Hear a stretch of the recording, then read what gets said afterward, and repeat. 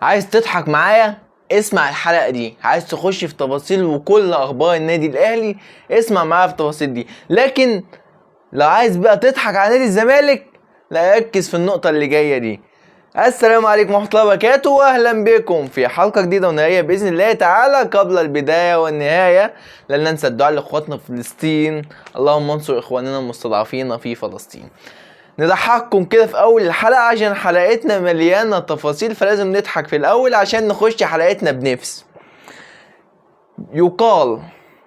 يقال إيه بقى؟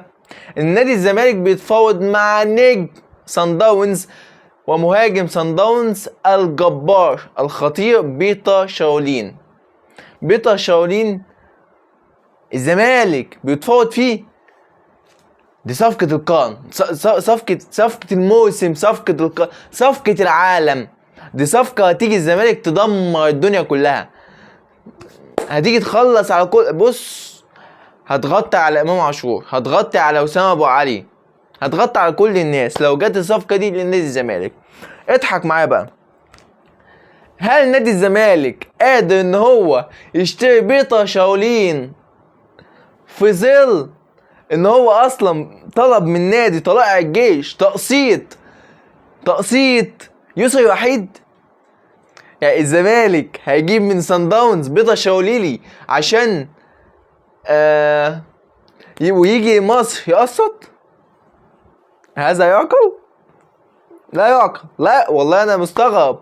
فطبعا تم السؤال، وسألنا في بعض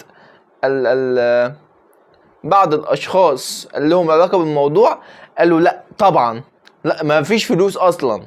نتفق مع لا، احنا ما فيش منه، ما فيش. الزمالك نو ماني. فاضحك معايا، اضحك وخلاص يا عم. يعني الزمالك بيفاوض بيتر شاولين. انا مش عارف مين بجد المهارج اللي طلع الموضوع ده. موضوع غريب جدا، هو اصلا بيقسط يسري وحيد، فدي بصراحه موضوع غريب قوي بالنسبه لي. طيب ندخل في الجد. لكن قبل ما ادخل في الجد، انت حط اللايك بتاعك بقى، خلينا جد في جد كده. بص يا صديقي، دلوقتي سمعنا بتحويل خالد الجوادي مترجم مارسيل كولر للتحقيق. حلو. ايه السبب؟ السبب اللي سمعناه برضو بسبب نقل مارسيل كولر وتعبيرات مارسيل كولر في المؤتمر الصحفي اللي بعد المباراة اللي فاتت. يعني هو مثلا قال مارسيل كولر قال ان انا غير سعيد نهائيا بالصفقات حتى الان. فطبيعي خالد الجوادي ان هو بينقل الكلام شغلانته. هيقول لك انا غير سعيد نهائيا بالصفقات حتى الان بنفس تعبيرات الوجه ان هو بينقل. فطبيعي، يعني ده طبيعي. طيب بيقول لك ايه بقى؟ النادي الاهلي عشان كده ممكن يمشي الجوادي عشان بينقل الكلام بالحرف وبنفس التعبيرات وبنفس الرياكشنات. يا جدعان اعقلوا، العقل. هو هنا في عقل؟ هو إدارة الأهلي أنا آسف ساذجة للدرجة دي عشان تعمل حاجة زي كده، تحول واحد للتحقيق عشان بيشوف شغله؟ تعال معايا بقى أعرف الحقيقة.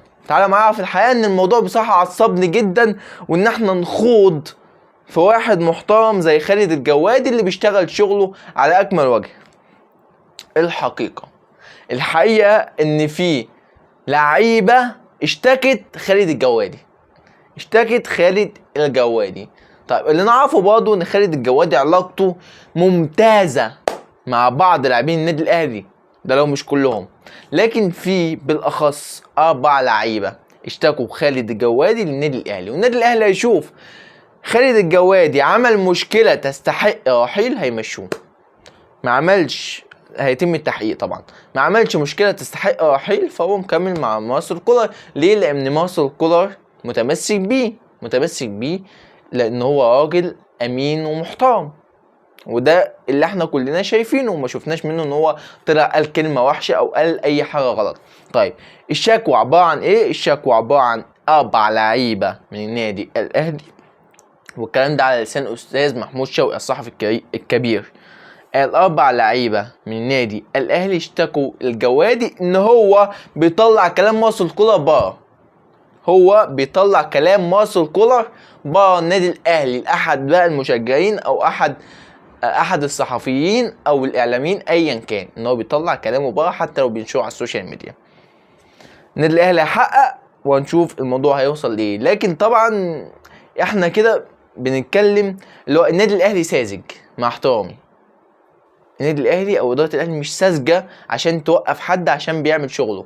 يعني الراجل يعني مثلا مارسيل كولر ساعه ما قال انا غير سعيد، بالصفقات حتى الان. فطبيعي يعني ان خالد الجوادي مش هيطلع يقول لهم انا غير سعيد بالصفقات حتى الان. ده كلام يعقل؟ لا يعقل. ندخل في الموضوع اللي بعد كده ونسيب الموضوع ده لإدارة النادي الأهلي، هي اللي هتشوف حل في الموضوع ده. زيادة عرض نيس الفرنسي لمحمد عبد المنعم، والصفقة اللي بقت تشغل بال جماهير الأهلي في الفترة الأخيرة. طبعا زود العرض بتاعه ل4 مليون دولار. النادي الأهلي كان طالب 6 مليون دولار. لو وصلوا ل5 الأهلي هيخلص. طيب الأهلي مش موافق أصلا على 4 مليون دولار. طيب نيس بيقول لك إيه بقى؟ هتاخد 4 مليون دولار قسط على 3 مواسم. ايه ده سعادتك؟ 3 مواسم؟ يعني انا اصلا مش موافق على 4 مليون دولار تقول لي قسط 3 مواسم وايه كمان؟ اسكت. لا، بعد القسط بدون اعادة بيع، بدون بند اعادة البيع. النادي الاهلي طالب 6 مليون دولار و20% او 25% بند اعادة بيع اصلا وكاش. فانت تقول لي لا هقسط 4 مليون دولار وقسط على 3 مواسم. ده انت بتجيب ايه سيادتك؟ ده انت بتجيب فيلا، مش هتقسط على 3 مواسم وهتقسط 3 مواسم وإزالة بند إعادة البيع. فالأهلي رافض تماما الموضوع ده. لا، محمد عبد المنعم لاعب كبير جدا ومحتاجين منه عرض إعادة البيع. ليه؟ طبعا احنا شايفين دلوقتي المقاولين العرب بيتنغنغ في فلوس محمد صلاح بسبب بند إعادة البيع. اتنغنغ في فلوس ابو صلاح، وابو صلاح دلوقتي لو انتقل لاي نادي فلا، شوف بقى، شوف المقاولين هيقبض كام. فهو ده اللي عامل حسابه محمد النادي الاهلي بالنسبه لمحمد عبد المنعم. محمد عبد المنعم لاعب كبير جدا، ولو طلع نيس مفيش حاجه كده طبعا، لكن بشكل كبير هيجيله عروض اكبر واكبر وهتبقى بارقام خزعبليه.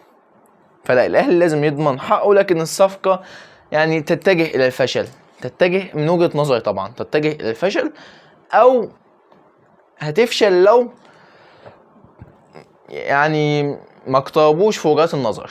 لازم الموضوع يقرب شويه، بالذات ان محمد عبد المنعم يصر على اداره النادي الاهلي ان هي توافق على العرض. طيب موقع فوت ميركاتو الفرنسي موقع موثوق جدا وموقع كبير، بيقول لك ايه بقى؟ بيقول لك الاهلي المصري يسعى لضم اللاعب الخطير، لاعب نادي باريس سان جيرمان، لاعب نادي باريس سان جيرمان الفرنسي. اسمع، بيقول لك ايه بقى؟ لاعب باريس سان جيرمان السابق كوزوا، ليفن كوزوا. المهم اللاعب ده بيلعب ظهير ايسر، 31 سنه، لاعب فرنسي. طيب بصراحه انا مستغرب للصفقه في ظل ان احنا خلاص الشماغ جاي يوم الخميس عشان يعتبر يعمل الكشف الطبي للنادي الاهلي وخلاص توافق عليه. بيطلع موضوع كوزوا الاسم اتطرح داخل النادي الاهلي لان اللاعب فري تماما واتعرض على النادي الاهلي. في النادي الاهلي برضه القى نظر، لكن مارسيل كولر لا يحبب هذا السن، سنه كبير 31 سنه، ومارسيل كولر عايز اللي هو ايه، ينزل بمعدل الاعمار، ينزل بمعدل الاعمار لتحت كده بشويه. فلكن الصفقه تتجه طبعا لجمال الشماخ اللي هو ليفن كوزوا. صعب جدا انه يبقى متواجد، لكن هيبقى خيار امثل لو فشلت صفقة الشماخ، لكن صفقة الشماخ تقترب وبقوة حتى الآن. طيب اتمنى من الله تعالى ان الحلقه تكون عجبتكم، ولو الحلقه عجبتكم ما تنسوش بدعمني بلايك واشترك في القناه وفعل زر الجرس عشان يوصلكم كل جديد، وانتظروني غدا باذن الله تعالى في حلقه نهائيه. والسلام عليكم ورحمه الله وبركاته.